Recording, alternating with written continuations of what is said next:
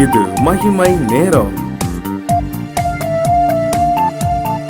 நம்முடைய கர்த்தரும் இரட்சகருமாகிய இயேசு கிறிஸ்துவின் ஈடு இணையற்ற நாமத்தினாலே மகிமை டிவி நேயர்களை நான் வாழ்த்துகிறேன். மகிமை நேர நிகழ்ச்சியின் மூலமாக உங்களோடு கூட வேதத்தை தியானிப்பதில் நான் மகிழ்ச்சி அடைகிறேன். பிரியமானவர்களே, இந்த நாட்களிலும் வேதத்தின் மகத்துவங்களை கற்றுக்கொள்வது என்பதை குறித்து நாம் தியானித்து வருகிறோம். வேதத்தின் மகத்துவங்களை கற்று தேர வேண்டும், அதை கற்று தேர்ந்து அதை கை கொள்ள வேண்டும், அதை கை கொண்டு மற்றவர்களுக்கும் நாம் அதை கற்றுக் கொடுக்க வேண்டும் எப்படி என்பதை குறித்து நாம் தியானித்தோம்.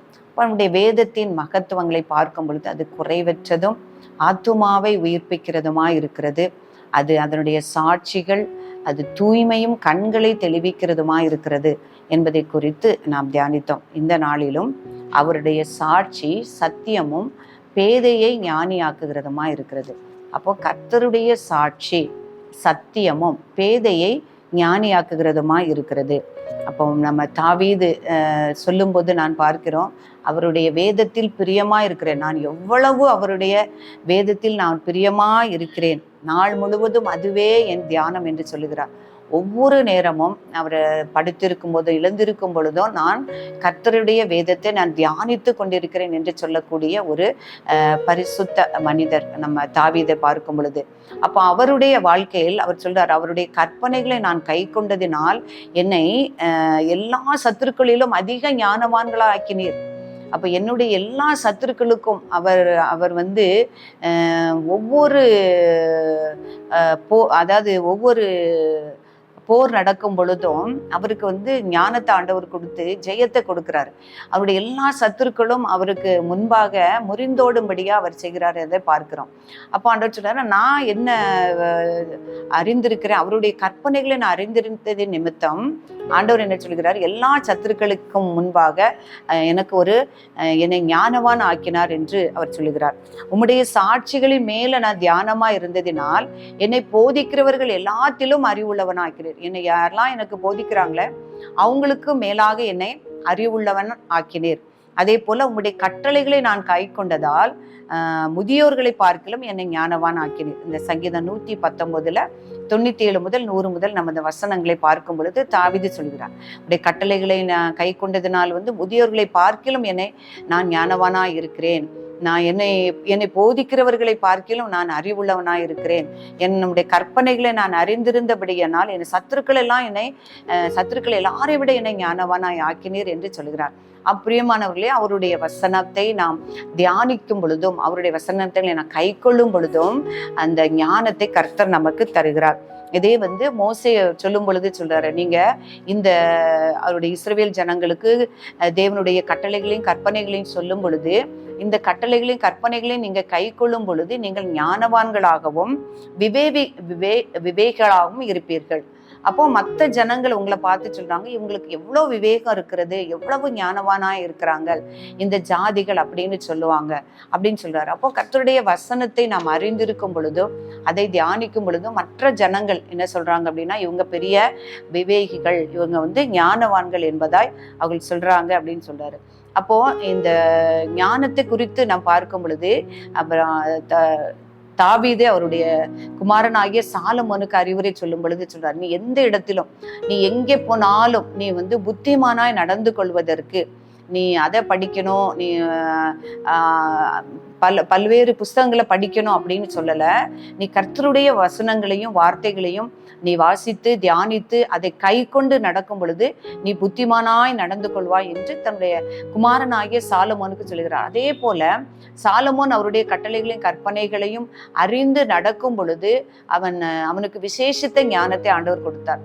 அவன் ஆண்டவரிடத்துல ஜெபிக்கும் பொழுதே சொல்றாரு, இவ்வளவு பெரிய அந்த ராஜ்யத்தில் உள்ள ஜனங்களை நீதி செய்யும்படியான ஞானத்தை ஆண்டவரே நீர் எனக்கு தாருன்னு சொல்லும் பொழுது அவர் ஞானத்தையும் புத்தியையும் அவர் கடற்கரை மணலத்தனையான மனோவிருத்தியையும் கொடுத்தார் என்று நாம் பார்க்கிறோம்.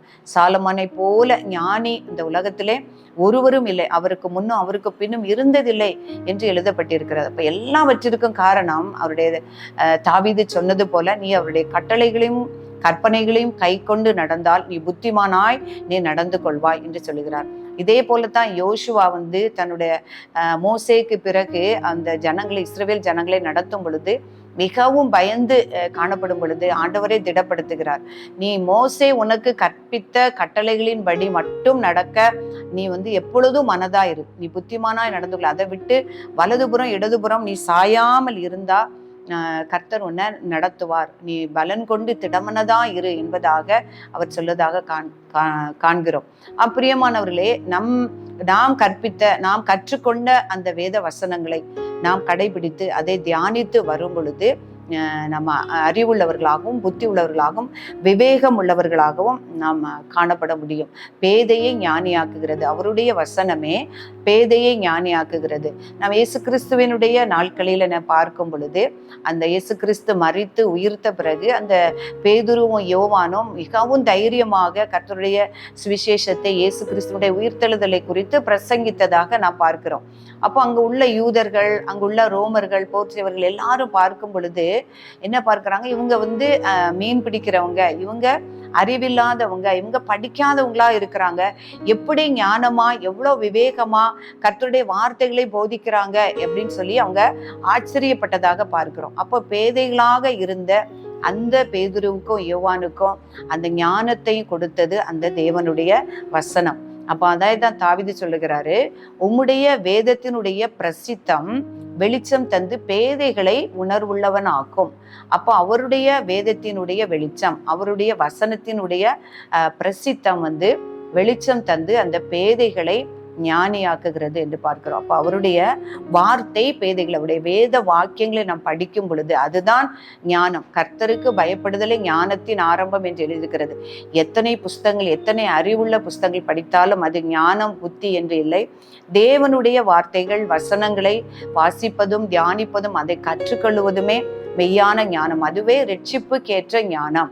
இப்ப பவுலப்போஸ்தலர் தீமோத்தேயுக்கு சொல்றார், அவர் ஒரு ஊழியக்காரர், அவன் ஒரு போதகனாய் இருந்ததுனால பவுல் சொல்றாரு, நீ வந்து ரட்சிப்புக்கேற்ற ஞானத்தை, ரட்சிப்புக்கேற்ற ஞானம் உள்ளவனாக்கத்தக்க பரிசுத்த வேத எழுத்துக்கள், அந்த வேத எழுத்துக்களை நீ வந்து சிறு வயது முதல் கற்றுக்கொண்டாய் என்பது உனக்கு தெரியும்.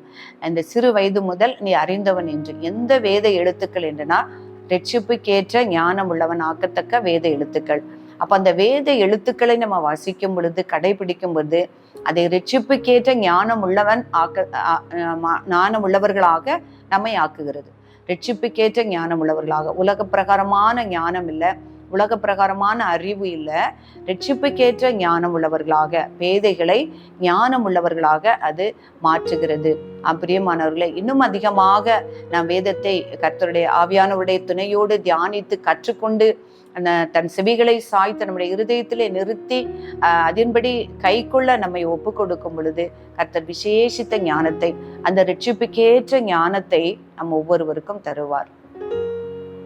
நாம் ஜெபிப்போம். பரிசுத்தமுள்ள எங்கள் அன்புள்ள பரமபிதாவே, உம்மை துதிக்கிறோம் அப்பா.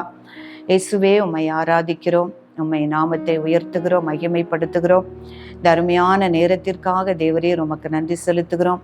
உடைய வேதத்தை தியானிக்கும்படியாக எங்கள் இருதயத்தை ஏவினபடியால் உமக்கு நன்றி செலுத்துகிறோம். இந்த வார்த்தைகளை கேட்கிற ஒவ்வொரு பிள்ளைகளையும் உடைய கரத்திலே நாங்கள் ஒப்பு கொடுக்கிறோம் சுவாமி. உடைய ஆவியானவர் தாமே எங்கள் இருதயத்திலே வாஞ்சையையும் உடைய வசனத்தை குறித்த தாகத்தையும் அப்பா அதிகமாய் நீர் கொடுக்கும்படியா ஜெபிக்கிறேன். உடைய வார்த்தைகளை கவனத்தோடும் கண்கள் திறக்கப்பட்டவர்களாய் ஆண்டவரே நாங்கள் பார்க்கவும் கேட்கவும் எங்கள் இருதயத்தில் நிறுத்தவும் கர்த்தர் நீர் உதவி செய்யும்படியாய் நாங்கள் ஜெபிக்கிறோம் சுவாமி. ஸ்தோத்திரம் அப்பா. உம்முடைய வார்த்தைகள் பேதையை ஞானியாக்கும் என்று எழுதினபடி சுவாமி, எங்கள் அறிவின்மை, எங்கள் ஆண்டவரே எல்லாவற்றையும் நீக்கி ஆண்டவரே ரட்சிப்புக்கேற்ற ஞானத்தினால் ஒவ்வொருவரையும் நிரப்பும்படியாய் நாங்கள் ஜெபிக்கிறோம் சுவாமி. உம்முடைய நாமத்தை உயர்த்துகிறோம். இயேசு கிறிஸ்துவின் நாமத்தில் ஜெபிக்கிறோம் நல்ல பிதாவே, ஆமென்.